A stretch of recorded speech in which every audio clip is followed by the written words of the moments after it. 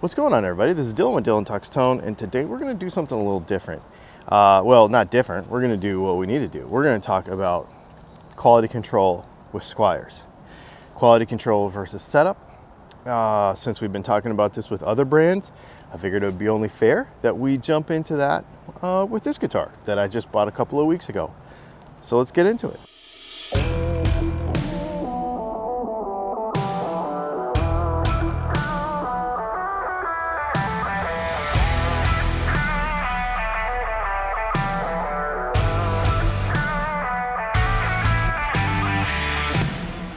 So I just walked into a big retailer in some store somewhere. Maybe I was in Richmond, Virginia. No, where was I? Raleigh, North Carolina, I think. And I think it was a Sam Ash, maybe. Just walked in, bought the guitar. I don't think I even plugged it in. I think I just looked it over and made sure it was generally okay and took it. Didn't check the setup, didn't really do anything because we knew we were going to do all that stuff anyway.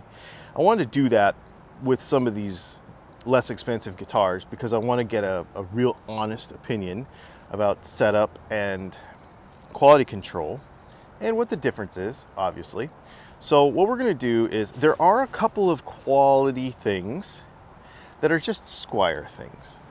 There are a couple of quality control issues that I believe Fender should fix with Squier. And then there's some setup stuff. So let's talk about all of that one by one. My opinion is that you need to do the setup on the guitar first before you make any quality control issues, decisions. Now, some of the stuff, quality control wise, you can just see blatantly. But some of it, you need to understand setup on a guitar before you blame quality control, right? So let's do that. Let's set this thing up really quick. First things first, when you do setup on a guitar, make sure that the guitar is tuned to pitch. So I guess we should do that. Typically when you tune a guitar, especially for setup purposes, you want to tune it in playing position. So let's do that really quick.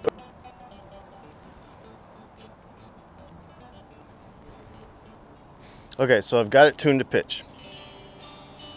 So I've already noticed a couple of issues with this guitar right now, even as I'm tuning it. One is the nut is all sharp on the edges. We're going to talk about that in a minute.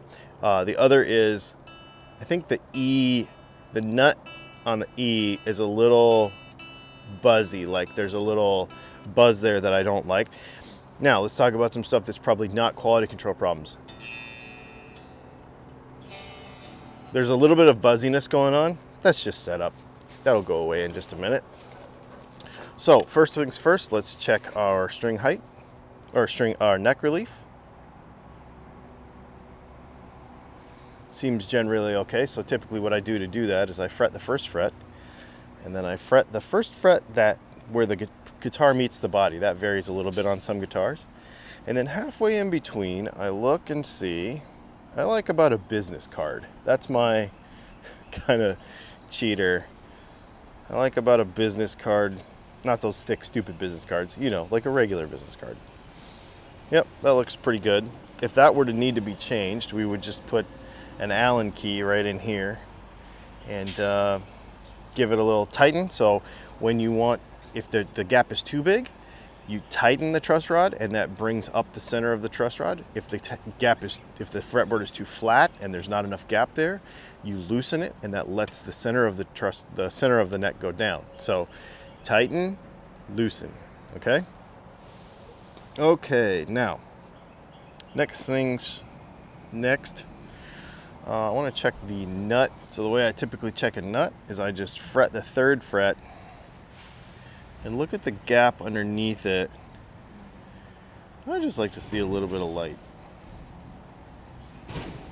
Generally, I think this thing is pretty good. I feel like the low E could come down a little. So let's do that.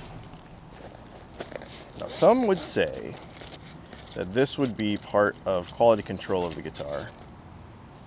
But everybody likes to play a little different. I kind of disagree.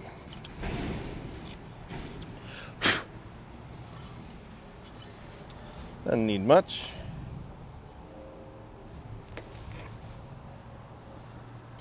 Perfect. Just a couple little strokes to let that down in there just a little bit. Now, one of the things I don't like about this nut is I don't like how square the edges are. This is just a personal preference thing, but a real high quality guitar is gonna have kind of finer edges right there. So what I'm gonna do, this is just super basic kind of cosmetic-y stuff, but I'm just gonna take just the top edges, just those little hard edges off of that nut. Be careful not to hit the fretboard. You could tape the fretboard up if you wanted to, but I've done this a few times. All right, so that is a little bit better, and it's a little more comfortable. Now what we probably should do is we discussed this string. I feel like we just need to run the file through the high E and make sure that angle is right down to that string tree. Just a couple of passes. Still not right.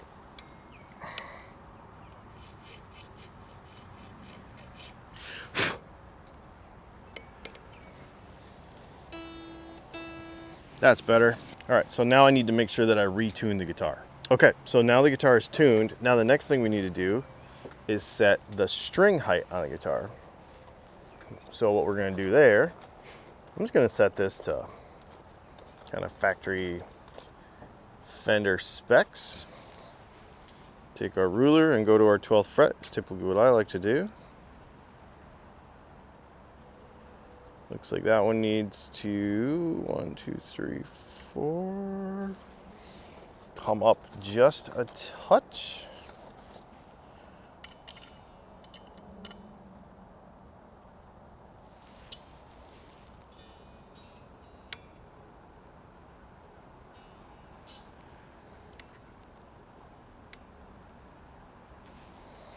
That needs to come down. Cool.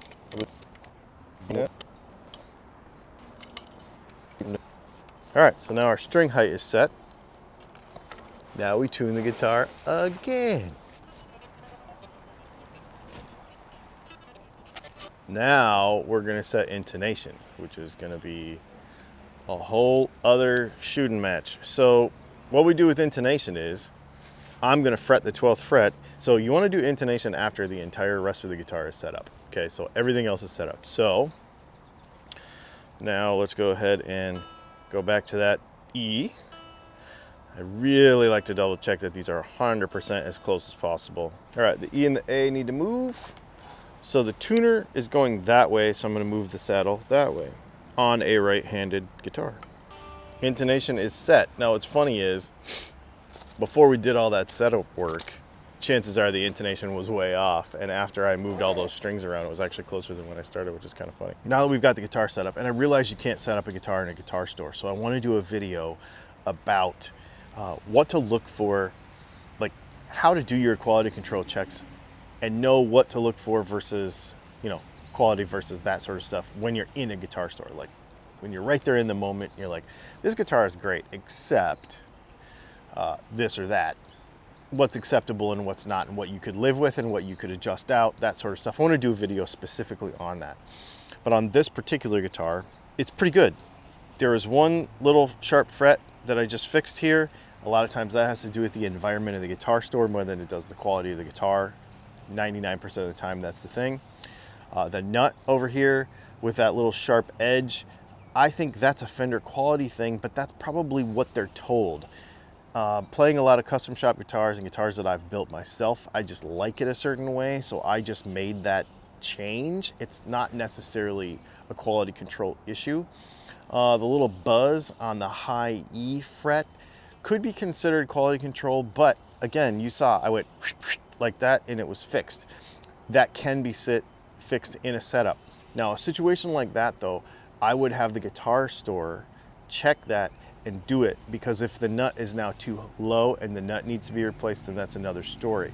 But that's something that I would check and ask about right there in the store, but it doesn't mean don't buy the guitar if you like the rest of the guitar.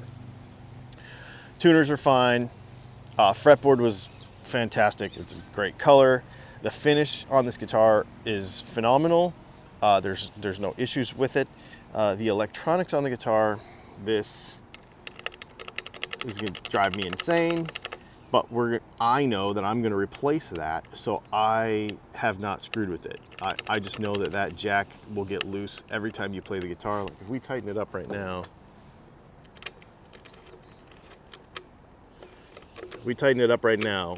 it'll not only twist around in there and maybe twist the wires up, but in a week that'll be loose again. Drives me nuts. But in our next video, we're going to replace that stuff. On this particular guitar, the finish is fantastic. The wood is a good choice, which is something that you can look at.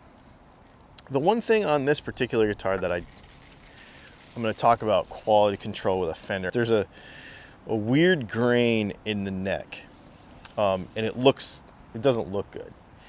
A lot of these Squier guitars, I don't feel like the wood choice on the necks is very good. The bodies are fine usually, but the necks, I feel like I've seen a lot. Get in the comments and let me know what you've seen too, but I have seen a lot of knots and a lot of imperfections in the wood on the necks. I think it's mostly cosmetic. However, if they get too terrible and you've got all these imperfections like irregularities in the neck, that can say something about the stability of the neck. I have noticed on this guitar that when I put new strings on it, the neck moves around quite a bit, and I saw the neck adjustment move. So there is a little bit of instability in a Squier neck as opposed to a more expensive neck. As you saw though, it doesn't move it enough to make a difference. It's still within spec and it plays fine. That's a Squier thing. The other thing I had an issue with, which is not quality control on the guitar, it's just a Squier thing, is when we took the guitar apart to put new pickups in it, I stripped out the screws, one of the screws, on the bridge here that mounts the bridge to the guitar. Because on a tele, you have to take the bridge off and, to get the pickup out. So even with the screwdriver that I use all the time, this is the correct size screwdriver, and it is the one that you use on these screws, and this is the one I've used on, I don't know, hundreds of teles. It stripped it out because the screws themselves were kind of cheesy and cheap. So I replaced the screws. I put stainless screws in all the pickup, mounting stuff. So there is that. There is a cheapness to those. Something you have to look at, but that's also a Squier thing too. Quality control wise, I think it's fine, except for that neck. I don't like the marks in that neck. I don't like the grains in it, and I don't like that it's a little unstable. But it's a $400 guitar too. It's overall fantastic guitar. But just to be fair to all the other brands that we talk about on this channel, I figured I would go through all of them and look at all the quality control, especially on the less expensive ones, the ones that a lot of people are going to buy, because I really do still think this is probably, for modding purposes and learning and working on your own guitar, that the Squier Classic Vibe is probably the best way to buy a tele in 2021 and do all that learning and learn that setup stuff and all of that. It is probably a very smart thing to do to get a firm grasp of what setup is on a guitar before we start blaming quality control stuff. Because as you saw, 99% of everything on this guitar I fixed in a matter of 10 minutes. And once I have the basic knowledge of it, it's free. So think about that before we blame stuff. And then what I'm going to do is I'm actually going to, I will do that video where we go in a store. I might even do it like hidden camera style, and we might go into a store and like just say, okay, walk around, pick up a guitar. Is this a quality control problem? Should I buy this guitar? Should I put it down? What to look for? We might do that video. That'd be pretty fun. Thanks for hanging out. News is on Wednesday. Live stream on Thursday. I might have another bonus video on Friday this week too. We'll have to see. This has been fun. Quality control on guitars is a touchy subject, but I think at the end of the day, when you take a good one home, make your own little tweaks, put your personality on it. I think it's awesome. We will see you in the next video.